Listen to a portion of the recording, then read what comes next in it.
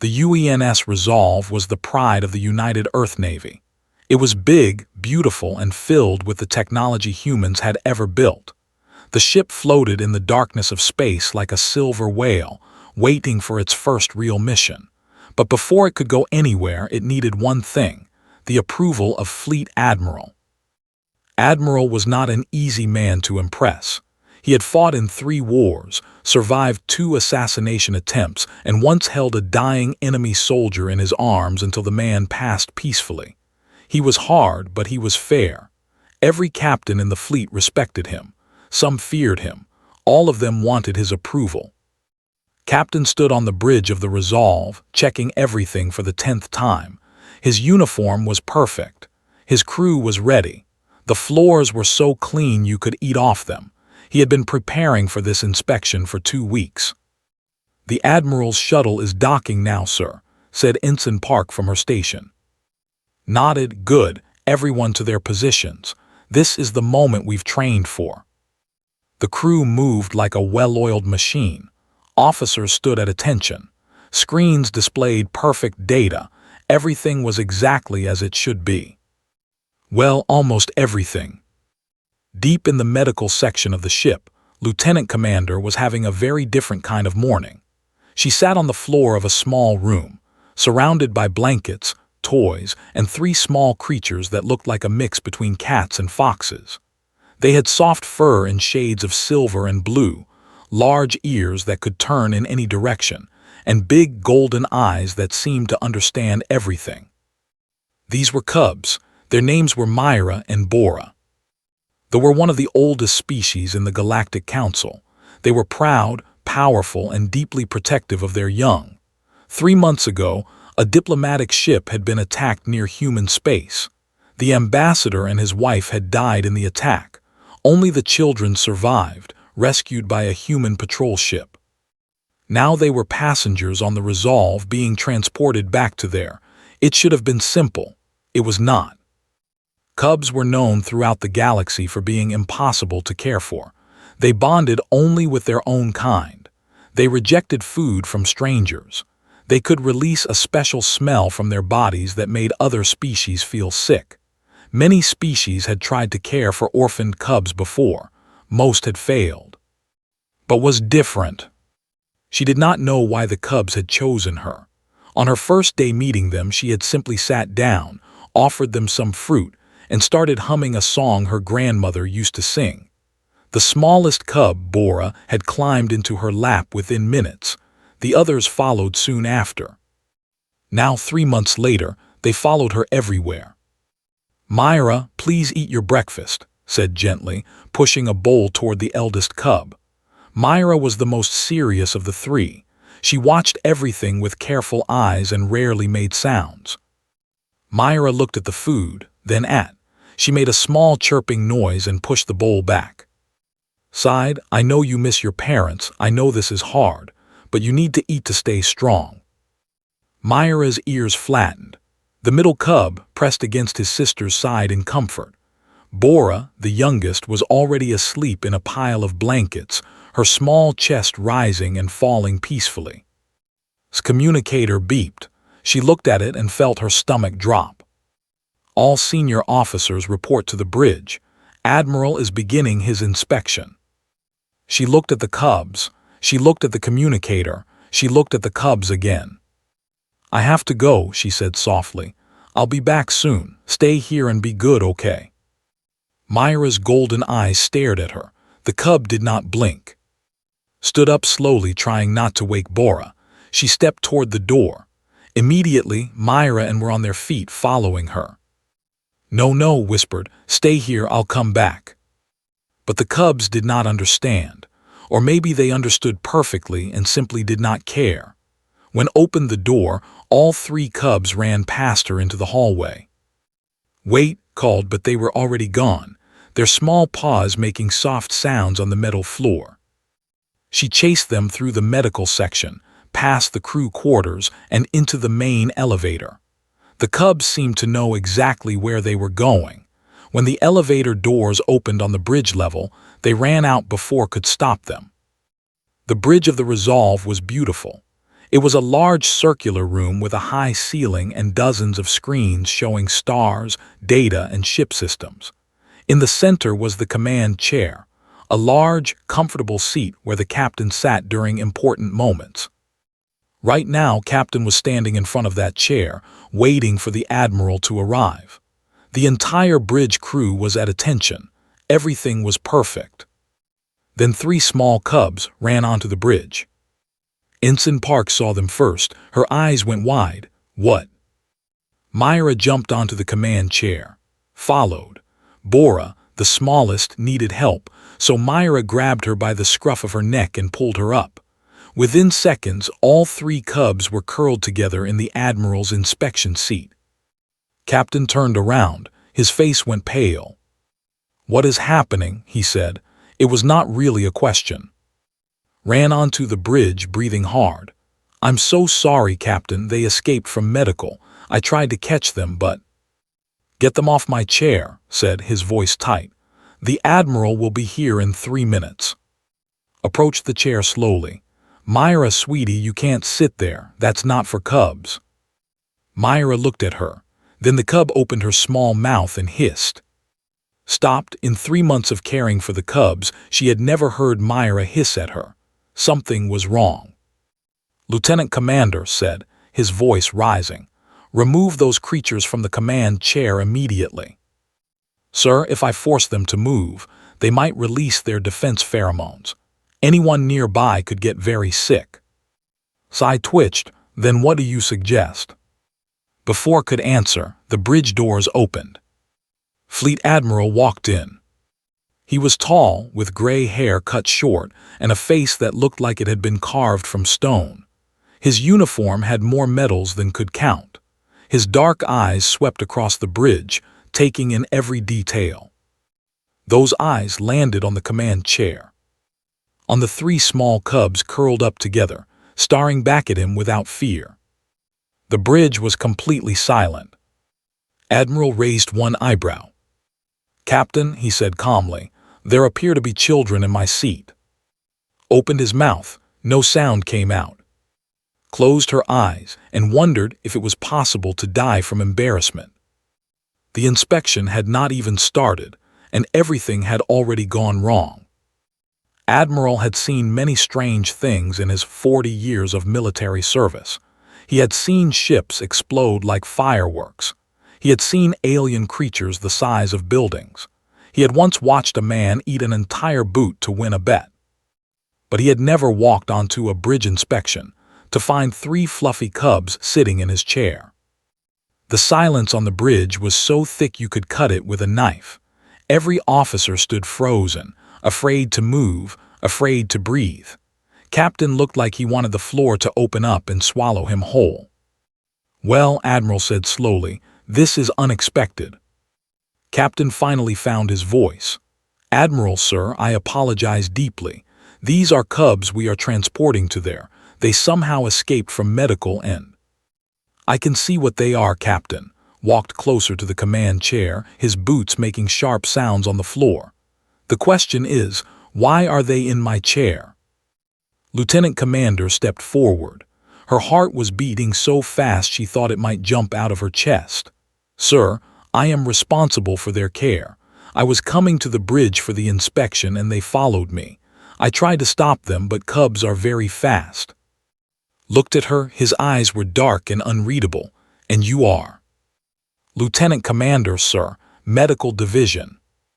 Medical turned back to the cubs. Myra, the eldest, was watching him with her golden eyes. She did not look afraid. She looked almost challenging. "So, Lieutenant Commander, can you remove them?" Hesitated. "Sir, cubs have a defense mechanism. When they feel threatened, they release pheromones that cause severe nausea in most species.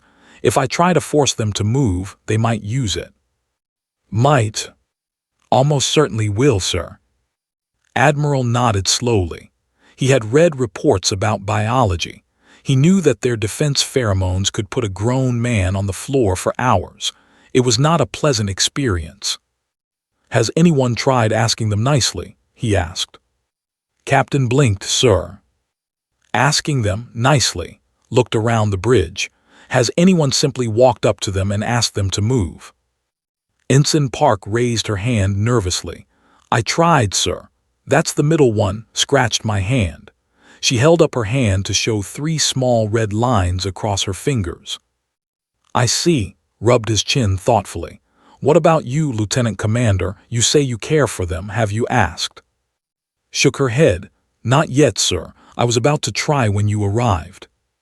Then try. Everyone on the bridge watched as walked slowly toward the command chair. The cubs watched her too.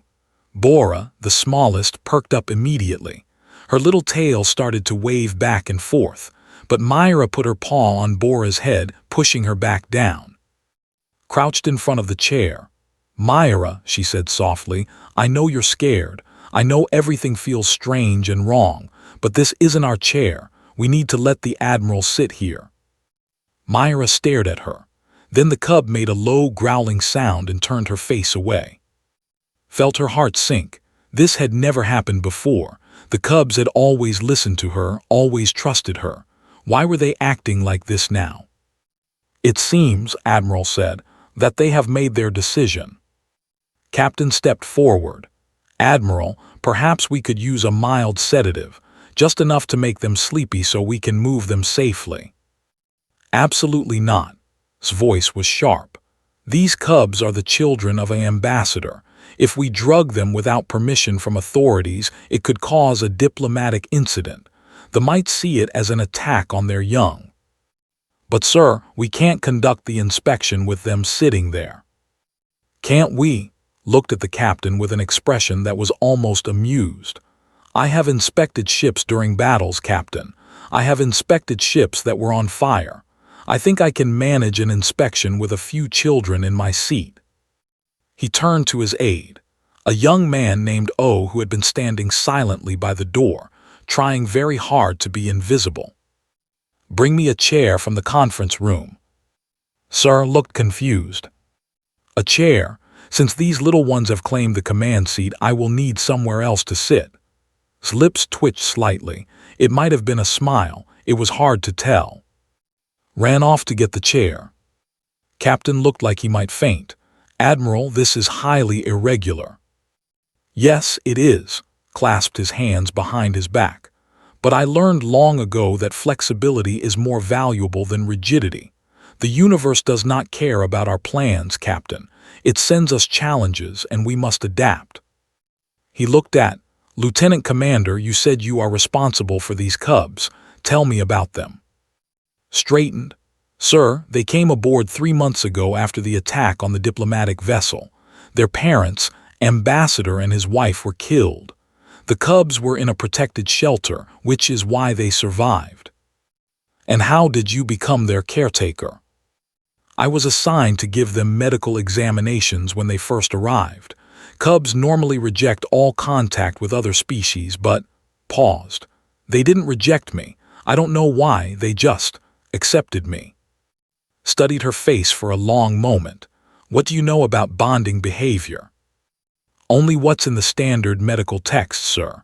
Cubs bond with caregivers through a combination of scent, voice, and something they call warmth. But the texts say this bonding only works with other. And yet, gestured toward the cubs, who were now watching their conversation with great interest, they seem quite bonded to you. Returned with a chair. It was a simple metal chair from the conference room, nothing special. Admiral sat down in it as if it were a throne. He crossed his legs, pulled out a data pad, and looked at Captain. Let us begin the inspection, Captain. Show me your crew readiness reports. Stood there with his mouth open for 3 full seconds before his training kicked in. Yes, sir. Of course, sir. He gestured to the operations officer. Lieutenant Moon, display crew readiness on the main screen. The inspection continued. Admiral asked questions about engine performance, weapons systems, and emergency protocols. He reviewed crew assignments and training records. He examined supply inventories and navigation charts. And the whole time, 3 small cubs sat in the command chair, watching everything. Stayed near the edge of the bridge, ready to intervene if the cubs caused any trouble. But they didn't. They just sat there, curled together, their golden eyes following the Admiral wherever he went. It was strange, almost like they were inspecting him.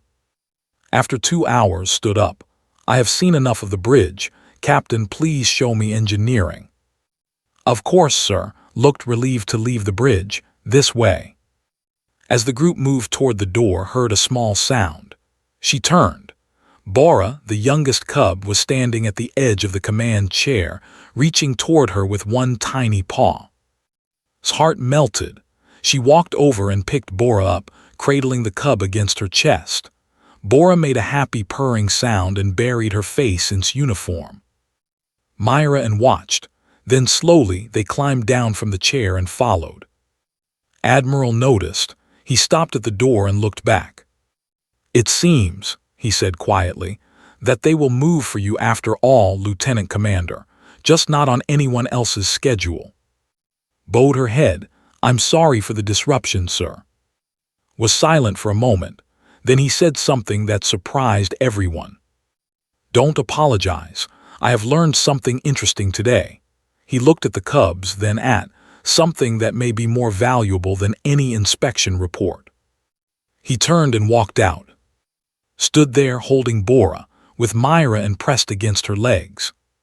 She had no idea what the Admiral meant. But she had a feeling she would find out soon. The inspection continued for 2 more days. Admiral visited every section of the ship.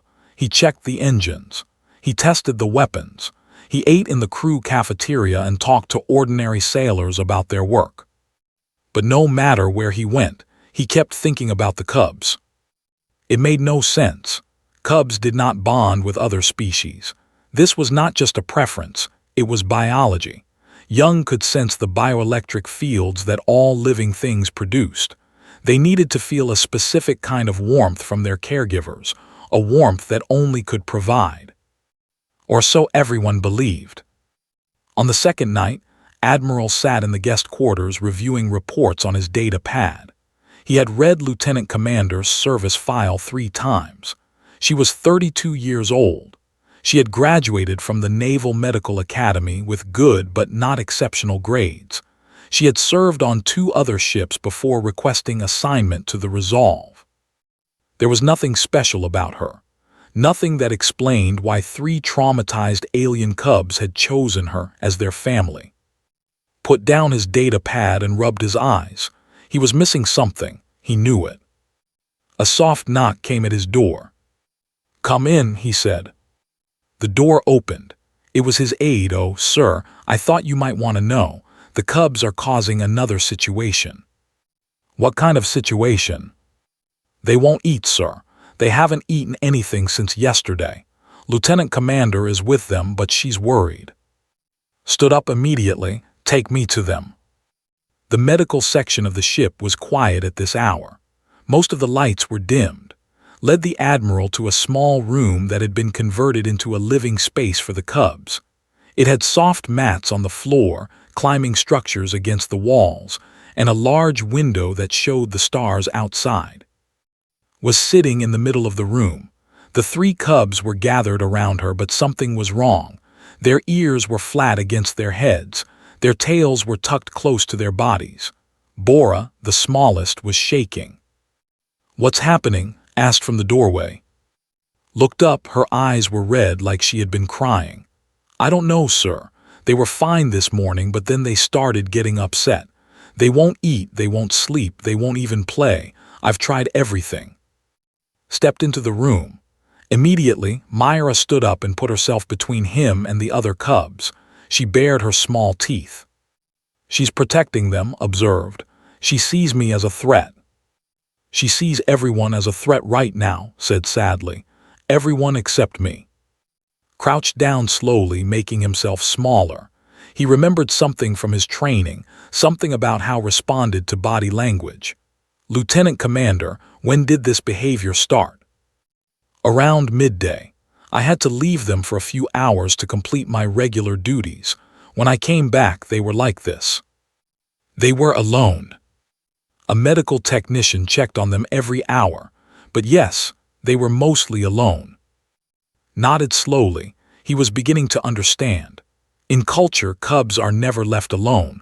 They are always with family, always. To leave them alone is considered a kind of abandonment. His face went pale. I didn't know. The reports said they needed time to rest. The reports were written by people who studied from a distance. They did not understand the emotional reality. Sat down fully on the floor, his back against the wall. These cubs lost their parents 3 months ago. You are the only stable presence in their lives. When you leave, even for a few hours, they feel that loss again. Tears rolled down his cheeks. What do? I can't be with them every second. I have duties. We'll find a solution. Watched as Myra slowly relaxed, no longer seeing him as an immediate threat. But first, we need to calm them down. You said you've tried everything. Everything I could think of. Food, toys, music. What about the song? Blinked. What song? When we first met on the bridge, you mentioned trying to catch them. But earlier, I read in the medical logs that you first bonded with them by humming a song. Have you tried that tonight? Shook her head. I didn't think. It seemed too simple. Sometimes the simplest things are the most powerful. Took a deep breath. She closed her eyes and she began to hum. It was a simple melody, slow and gentle, rising and falling like waves on a calm sea. It was the song her grandmother used to sing when was a child scared of thunderstorms. It had no words, just sounds, but it carried something deeper than words. The effect was immediate. Bora's shaking stopped. Her ears lifted slightly, pressed closer to his whole body relaxing. Even Myra, the wary guardian, sat down and let out a long breath. Admiral watched in fascination. He had seen many incredible things in his life. Advanced technology, alien civilizations, the power of weapons that could destroy planets. But this, a simple human melody calming 3 terrified alien children, was something different. This was something special. Continued humming for several minutes. Slowly, one by one, the cubs began to eat. Went first, nibbling on a piece of fruit. Then Bora, still pressed against the side, started licking some paste from a bowl. Finally, Myra ate too, though she kept her eyes on the Admiral the whole time. When they had finished eating, all 3 cubs climbed into his lap and fell asleep. Stopped humming. She looked at the Admiral with exhausted eyes. I don't understand, she whispered. I'm not special. I'm not trained for this. Why do they respond to me? Was quiet for a long moment. Then he spoke. Lieutenant Commander, what do you know about human bioelectric fields? Basic medical information, sir. All living things produce small electrical signals. Humans produce them too. Did you know that humans produce unusually strong and stable fields compared to most species in the galaxy? Frowned. No, sir, I didn't. Most species produce fields that change rapidly based on their emotional state. Fear, anger, excitement. The field reflects everything. But humans are different. When humans feel genuine love or care for someone, their field becomes extremely stable, consistent, warm. Leaned forward. They call this warmth the soul light. It's what their cubs need to feel safe. For thousands of years, everyone believed only could produce it. His eyes widened. You're saying humans can produce it too. I'm saying you can produce it. Maybe not all humans, but definitely you, gestured to the sleeping cubs. Look at them. They are completely at peace. Do you know how remarkable that is? These cubs watched their parents die. They were rescued by strangers, taken to an alien ship, surrounded by species they've never seen before. By all logic, they should be traumatized beyond recovery. He shook his head slowly. But they're not, because they found you. Looked down at the cubs. Myra's paw was wrapped around her finger. Bora was drooling slightly on her uniform, was making soft sounds in his sleep. I love them, she said quietly. Is that really enough? For these children, it is everything. Stood up carefully, not wanting to disturb the cubs. Lieutenant Commander, I believe you have discovered something that could change the relationship between humans and the galaxy, something no politician or scientist has ever found. What's that, sir? Admiral smiled. It was the first real smile anyone had seen from him in years. Proof that humanity has a gift that no other species can match, the ability to make strangers feel like family. He walked to the door, then stopped. Get some rest, Lieutenant Commander. Tomorrow, I want to have a longer conversation with you. There are people who need to hear about this. He left, sat in the quiet room, surrounded by sleeping cubs, and wondered if her life was about to change forever. She had a feeling it was. The next morning, Admiral did not continue his inspection of the ship. Instead, he locked himself in the communications room and made a call that would take 17 minutes to reach its destination. He was calling Prime. That was far away, on the other side of the galaxy. Communication across such distances was difficult and expensive.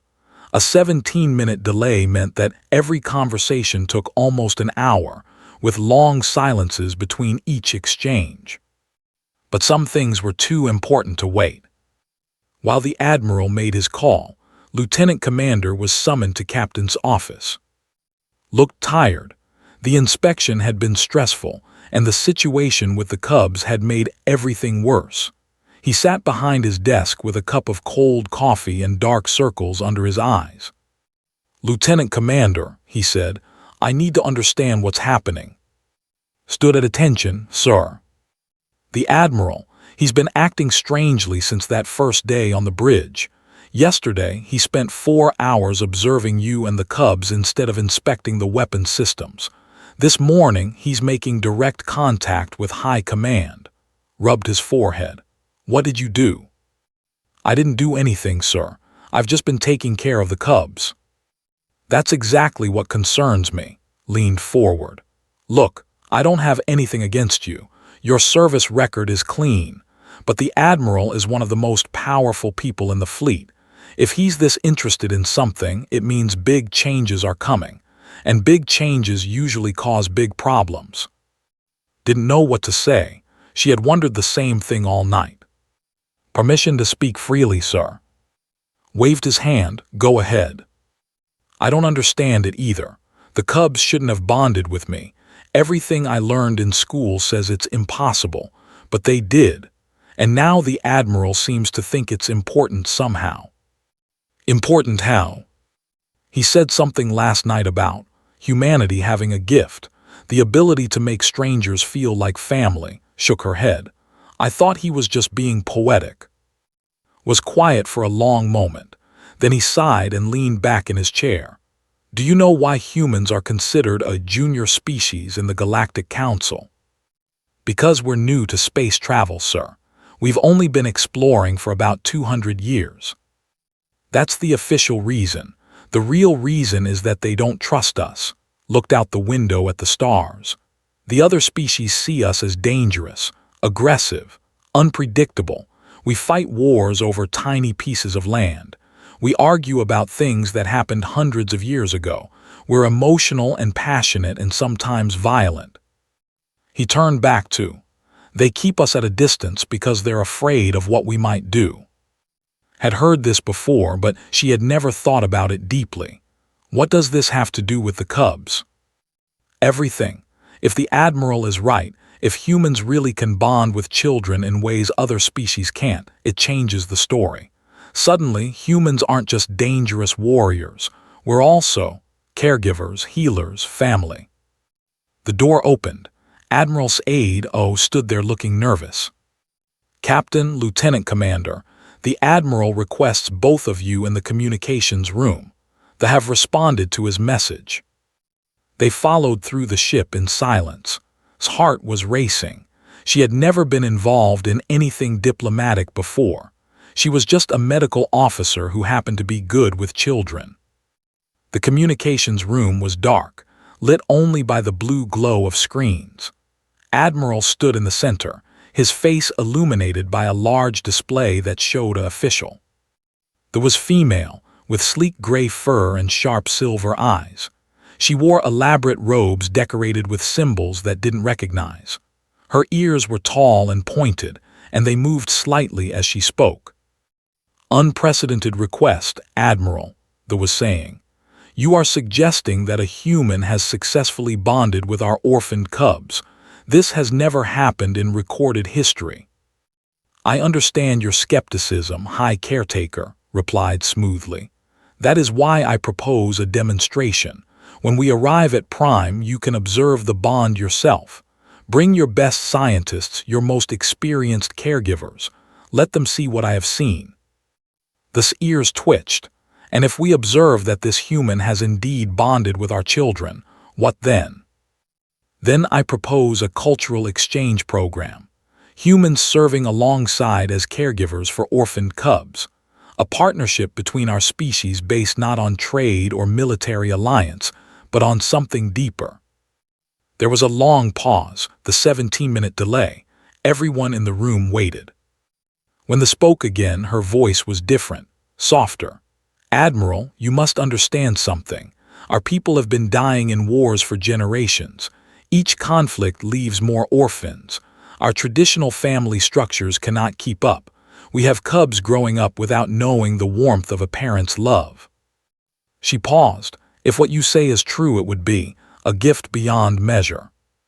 Bowed his head slightly. "High Caretaker, may I introduce Lieutenant Commander? She is the human who has bonded with Ambassador's children." Stepped forward nervously. She had never spoken to a high-ranking alien official before. "Hello, greetings, High Caretaker. I'm honored to meet you." They studied her through the screen. 17 minutes passed in silence. Then the High Caretaker spoke. "Lieutenant Commander, you have been caring for Myra and Bora." "Yes, ma'am, for 3 months now." "Are they well?" Thought about the cubs. She thought about how Myra had finally started eating again, how loved to chase light reflections on the walls, how Bora had learned to say's name in broken universal standard. "They're healing, ma'am. It's slow and some days are harder than others. But yes, they're well." Another long pause. "Lieutenant Commander," the High Caretaker said finally, "Ambassador was my brother." His breath caught in her throat. "Myra and Bora are my niece and nephews. When I learned of my brother's death, I wept for days. But I wept more for the children. I knew they would never bond with another caretaker. I knew they would grow up cold and alone, like so many orphans before them." The High Caretaker's silver eyes shone with emotion. "You have given them something I thought was impossible. You have given them family." Felt tears rolling down her cheeks. I love them. It's not complicated." "No," the High Caretaker agreed. "Love never is. It is the simplest and most powerful force in the universe." She turned to Admiral. "Admiral, I accept your proposal. When you arrive at Prime, we will observe this bond. And if it is as you say, we will begin discussions on your cultural exchange program." She paused. "But I have one condition." "Name it," said. "Lieutenant Commander must lead the program. If humans truly have this gift, she is the proof. I want her to teach others what she has learned." Everyone looked at. She thought about her quiet life as a medical officer, her small quarters on the ship, her simple routines. All of that would disappear if she said yes. She would become something else entirely, a diplomat, a teacher, a symbol. It was terrifying. But then she thought about Myra and Bora. She thought about all the other orphaned cubs across space, growing up cold and alone. She thought about what it would mean if she could help them. "I accept," she said. The High Caretaker smiled, the first smile had ever seen on a face. "Then we have an agreement. I look forward to meeting you, Lieutenant Commander, and I look forward to seeing my niece and nephews again." The screen went dark. Admiral turned too. For the second time he smiled. "Congratulations, Lieutenant Commander. You've just changed history." Stood there in the blue glow of the communications room, trying to process what had just happened. 3 months ago, She had been nobody special, a medical officer who liked to hum old songs. Now she was going to teach the galaxy what it meant to be human. 6 months had passed since that day in the communications room. Commander, she had been promoted twice since then, stood on a balcony overlooking the gardens of the Academy of Care. The gardens were beautiful, filled with silver trees and blue flowers that glowed softly in the evening light. Paths wound between gentle streams where small creatures swam and played. And everywhere there were children.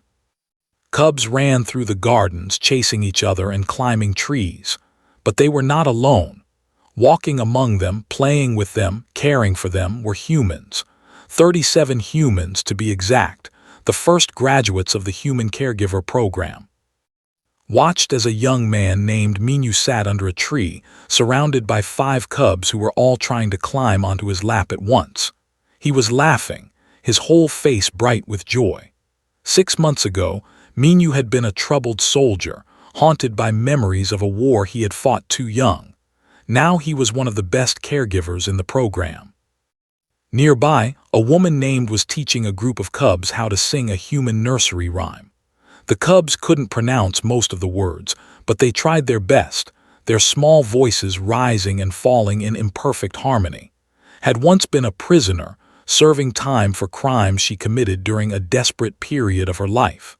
Now she had found purpose again. These were people, her students, her family. "You look thoughtful."